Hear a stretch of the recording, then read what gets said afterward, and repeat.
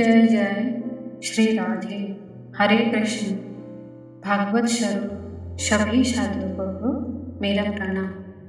आज हम जानेंगे श्रीमद् भागवत महापुराण का प्रथम स्कंद का अष्टादश अध्याय, जहाँ राजा परीक्षित को श्रृंगी ऋषि का शाप के बारे में बताया गया है। तो शुरू करते हैं श्रीमद् भागवत महापुराण का प्रथम स्कंद का अष्टादश अध्याय।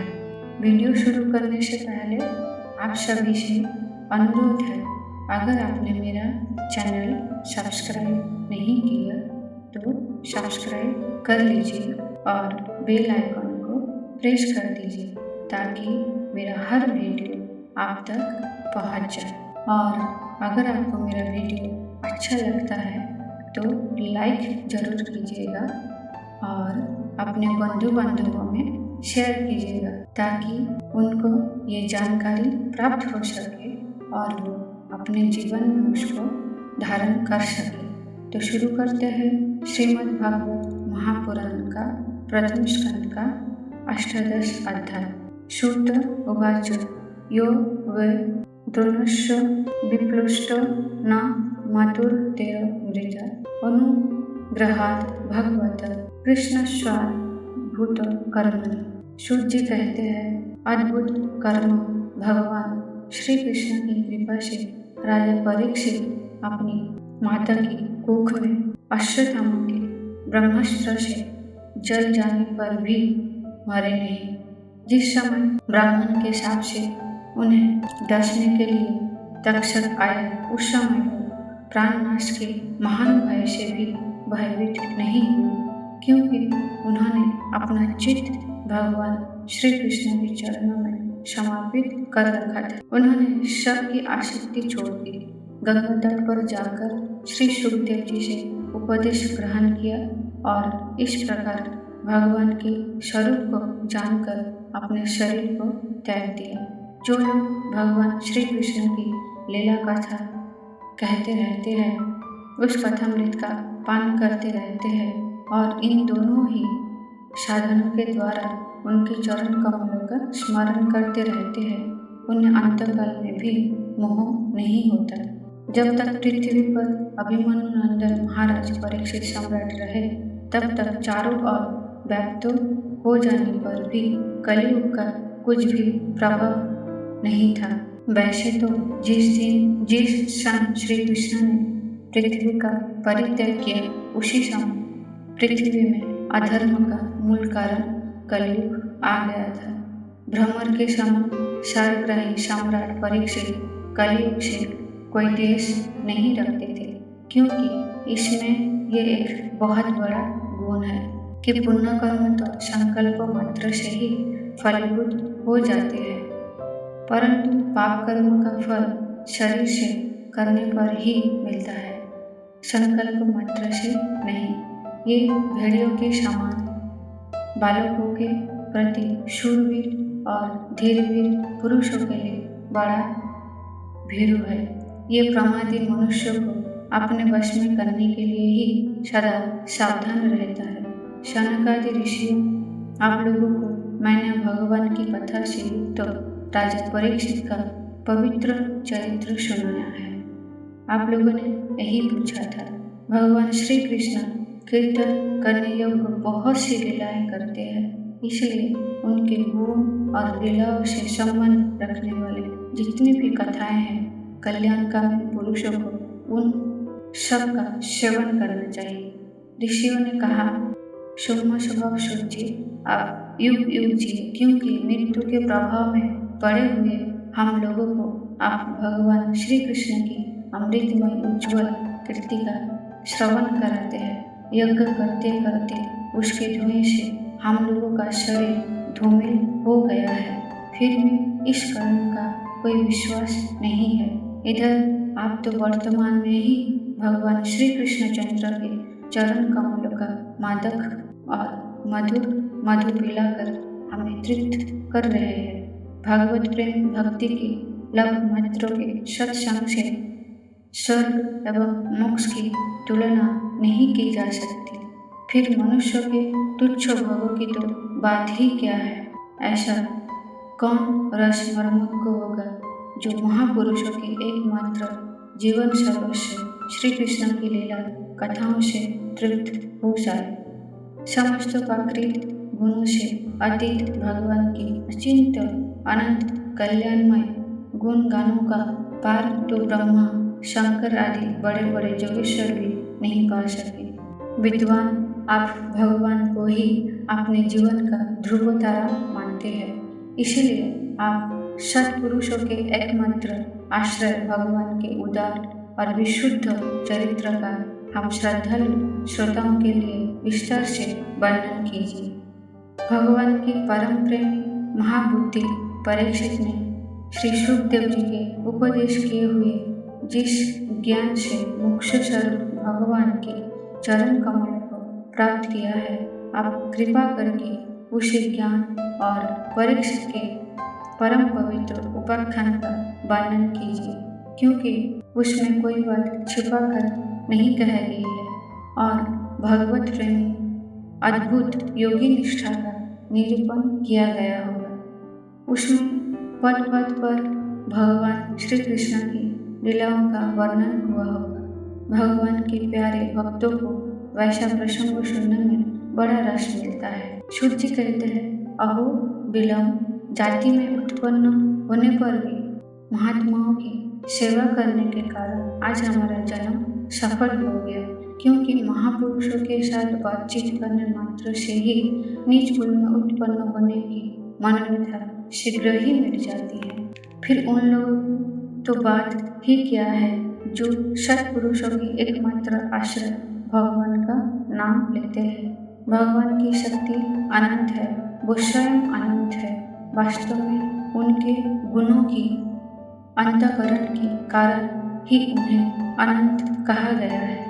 भगवान के गुणों की क्षमता भी जब कोई नहीं कर सकता, तब उनसे बढ़कर तो कोई हो ही कैसे सकता है। उनके गुणों की ये विशेषता समझाने के लिए इतना कह देना ही पर्याप्त है कि लक्ष्मी जी अनेकों को प्राप्त करने की इच्छा से प्रार्थना करने वाले ब्रह्मादि देवताओं को छोड़कर भगवान के ना चाहने पर भी उनके चरण कमल की रज का ही सेवन करती है। ब्रह्मा जी ने भगवान के चरणों का प्रक्षालन करने के लिए जो जल समर्पित किया था, वही उनके चरण नखों से निकलकर गंगा जी के रूप में प्रवाहित हुआ। ये जल महादेव जी सहित सारे जगत को पवित्र करता है। ऐसी अवस्था में त्रिभुवन में श्री कृष्ण के अतिरिक्त भगवान शब्द का दूसरा और क्या अर्थ हो सकता है। जिनके प्रेम को प्राप्त करके धीर पुरुष बिना किसी हिचक के देह गेह आदि की दृढ़ आसक्ति को छोड़ देते हैं और उस अंतिम परमहंस आश्रम को स्वीकार करते हैं, जिसमें किसी को कष्ट ना पहुंचाना और सवर्षे उपशांत हो जाना ही सदधर्म होता है। सूर्यों के समान प्रकाशमान महात्माओं, आप लोगों ने मुझसे जो कुछ पूछा है वो मैं अपनी समझ के अनुसार सुनाता हूँ। जैसे पक्षी अपनी शक्ति के अनुसार आकाश में उड़ते हैं, वैसे ही विद्वान लोग भी अपनी अपनी बुद्धि के अनुसार ही श्री कृष्ण की लीला का वर्णन करते हैं। एक दिन राजा परीक्षित धनुष लेकर वन में शिकार खेलने हुए थे। हरिणों के पीछे दौड़ते दौड़ते वो थके और उन्हें बड़े जोर की भूख और प्यास लगी। जब कहीं उन्हें कोई जलाशय नहीं मिला, तब वो पास के ही एक ऋषि के आश्रम में घुस गए। उन्होंने देखा कि वहां आंखें बंद करके शांत भाव से एक मुनि आसन पर बैठे हुए हैं। इंद्रियों, प्राण, मान और बुद्धि के निरुद्ध हो जाने से वो संसार से ऊपर उठ गए थे। जागृत, स्वप्न, सुषुप्ति तीनों अवस्थाओं से रहे निर्विकार ब्रह्मरूप तुरीय पद में वो स्थित थे। उनका शरीर बिखरी हुई जटाओं से और कृष्ण मृग चरणों से ढका हुआ था। राजा परीक्षित ने ऐसी ही अवस्था में उनसे जल मांगा, क्योंकि प्यास से उनका गला सूखा जा रहा था। जब राजा को वहां बैठने के लिए तिनके का आसन भी न मिला, किसने उन्हें भूमि पर भी बैठने का ना कहा। अर्घ और आदर भरी मीठी बातें तो कहाँ से मिलती। तब अपने को अपमानित सा मानकर वो क्रोध के वश हो गए। सनत जी वो भूखे प्यास से छटपटा रहे थे, इसलिए एकाएक उन्हें ब्राह्मण के प्रति ईर्ष्या और क्रोध आ गया। उनके जीवन में इस प्रकार का ये पहला ही अवसर था। वहां से लौटते समय उन्होंने क्रोधवश धनुष की नोक से एक मरा सांप उठाकर ऋषि के गले में डाल दिया और अपनी राजधानी में चले गए। उनके मन में ये बात आई कि इन्होंने जो अपने नेत्र बंद कर रखे हैं तो शुभ, क्या वास्तव में इन्होंने अपनी सारी इंद्रिय वृत्तियों का निरोध कर लिया है, अथवा इन राजाओं से हमारा क्या प्रयोजन है।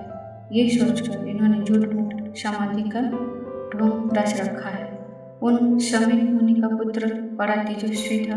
वो ये दूसरे ऋषि कुमार के साथ पास ही खेल रहा था। जब उस बालक ने सुना कि राजा ने मेरे पिता के साथ दुर्व्यवहार किया है, तब वो इस प्रकार कहने लगा, हे नरपति कहलाने वाले लोग उच्छिष्ट भोजी कौओं के समान शन मुशन होकर कितना अन्याय करने लगे हैं। ब्राह्मणों के दास होकर भी ये दरवाजे पर पहरा देने वाले कुत्तों के समान अपने स्वामी का ही तिरस्कार करते हैं। ब्राह्मणों ने क्षत्रियों को अपना द्वारपाल बनाया है। उन्हें द्वार पर रहकर रक्षा करनी चाहिए। घर में घुसकर स्वामी के बर्तनों में खाने का उसे अधिकार नहीं है। अतः उन मार्गगामियों के शासक भगवान श्री कृष्ण के परम धाम पधार जाने पर इन मर्यादा तोड़ने वालों को आज मैं दंड देता हूँ। मेरा तो वो बल देखो। अपने साथी बालकों से इस प्रकार कहकर क्रोध से लाल लाल आंखें वाले उस ऋषि कुमार ने कौशिकी नदी के जल से आचमन करके अपने वाणी रूपी वज्र का प्रयोग किया। कुलांगर परीक्षित ने मेरे पिता का अपमान करके मर्यादा का उल्लंघन किया है, इसलिए मेरी प्रेरणा से आज के 7वें दिन उसे तक्षक सर्प डस गया। इसके बाद वो बालक अपने आश्रम पर आया और अपने पिता के गले में सांप देखकर उसे बड़ा दुख हुआ तथा वो दाढ़ मारकर रोने लगा। विप्रपुर शमीक मुनि ने अपना पुत्र का रोना चिल्लाना सुनकर धीरे धीरे अपना आंखें खोले और देखा कि उसके गले में एक मरा सांप पड़ा है। उसे फेंक कर उन्होंने अपने पुत्र से पूछा, बेटा तुम क्यों रो रहे हो? किसने तुम्हारा अपकार किया है? उनके इस प्रकार पूछने पर बालक ने सारा हाल कह दिया। ब्रह्मर्षि शमीक ने राजा को शाप की बात सुनकर अपने पुत्र का अभिनंदन नहीं किया। उनकी दृष्टि में परीक्षित शाप के योग्य नहीं थे। उन्होंने कहा, अहो मूर्ख बालक, तूने बड़ा पाप किया। खेद है कि उनकी थोड़ी सी गलती के लिए तूने उनको इतना बड़ा दंड दिया। तेरी बुद्धि अभी कच्ची है। तुझे भगवत रूप राजा को साधारण मनुष्य के समान नहीं समझना चाहिए, क्योंकि राजा के दुस्सह देश से सुरक्षित और निर्भय रहकर ही प्रजा अपना कल्याण संपादन करती है। जिस समय राजा का रूप धारण करके भगवान पृथ्वी पर नहीं दिखाई देंगे, उस समय चोर बढ़ जाएंगे और आरक्षित भेड़ों के समान एक क्षण में ही लोगों का नाश हो जाएगा। राजा के नष्ट हो जाने पर धन आदि चुराने वाला चोर जो पाप करेंगे, उनके साथ हमारा कोई संबंध ना होने पर भी वो हम पर भी लागू हो, क्योंकि राजा के न रहने पर लुटेरे बढ़ जाते हैं और वो आपस में मारपीट गाली गलौज करते हैं। साथ ही पशु स्त्री और धन संपत्ति भी लूट लेते हैं। उस समय मनुष्य का वर्ण श्रमाचार युक्त वैदिक आर्य धर्म लुप्त हो जाता है। अर्थ, लोभ और काम वासना के विवश होकर लोग कुत्तों और बंदरों के समान वर्ण संकर हो जाते हैं। सम्राट परीक्षित तो बड़े ही यशस्वी और धर्म धुरंधर है, उन्होंने बहुत से अश्वमेध यज्ञ किए हैं और वो भगवान के परम प्यारे भक्त है। वो ही राजर्षि भूख प्यास से व्याकुल होकर हमारे आश्रम पर आए थे। वो शाप के योग्य कदापि नहीं है। इस नासमझ बालक ने हमारे निष्पाप सेवक राजा का अपराध किया है। सर्वात्मा भगवान कृपा करके इसे क्षमा करो। भगवान के भक्तों में भी बदला लेने की शक्ति होती है, परंतु ये दूसरों के द्वारा किए हुए अपमान, धोखेबाजी, गाली गलौज, आक्षेप और मारपीट का कोई बदला नहीं लेते। तो महामुनि शमी को पुत्रों के अपराध पर बड़ा पश्चाताप हुआ।